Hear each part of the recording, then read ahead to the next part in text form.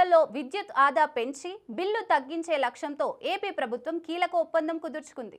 ఈ ఒప్పందం ద్వారా 1,50,000 పేదల ఇళ్లకు విద్యుత్ సేవలు మెరుగుపరిచే పనులు చేపట్టారు.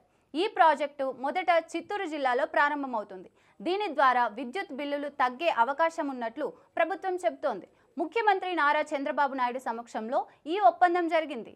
ఈ ఒప్పందంలో భాగంగా రాష్ట్రంలోని 1,50,000 పేదల ఇళ్లకు ఎల్ఈడి బల్బులు, ట్యూబ్ లైట్లు, బిఎల్డిసి ఫ్యాన్లు పంపిణీ చేయనున్నారు. విద్యుత్ ఆదా కోసం ఈ పథకం అమలు కానుంది. ప్రధానమంత్రి ఆవాస్ యోజన కింద నిర్మించిన 1,50,000 ఇళ్లకు ఈ విద్యుత్ పరికరాలు అందిస్తారు.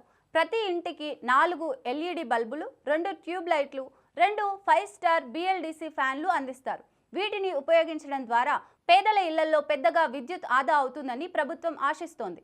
ఈ పరికరాల సరఫరా, పంపిణీకి ఈఈఎస్ఎల్ అధికారులు పర్యవేక్షణ చేస్తారు. దేశవ్యాప్తంగా ఇంధన ఆదా చర్యలలో భాగంగా ఈ ఒప్పందం జరిగింది.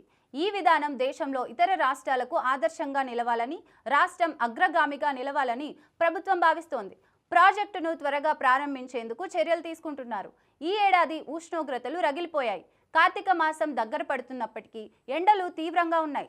ఇలాంటి పరిస్థితుల్లో బిఎల్డిసి ఫ్యాన్లు ప్రతి ఒక్కరూ ఉపయోగించాలని ప్రభుత్వం సూచిస్తోంది.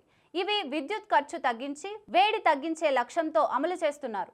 2014లో చంద్రబాబు ప్రభుత్వంలో ఎల్ఈడి బల్బుల పథకం ప్రారంభమైంది. అప్పటి నుంచి ఎల్ఈడి లైట్లు, ఇతర ఆధునిక పరికరాలు అమల్లోకి వచ్చాయి. వీటి ద్వారా విద్యుత్ వినియోగం తగ్గింది. స్థానిక సంస్థల ఆర్థిక భారం కూడా తగ్గింది.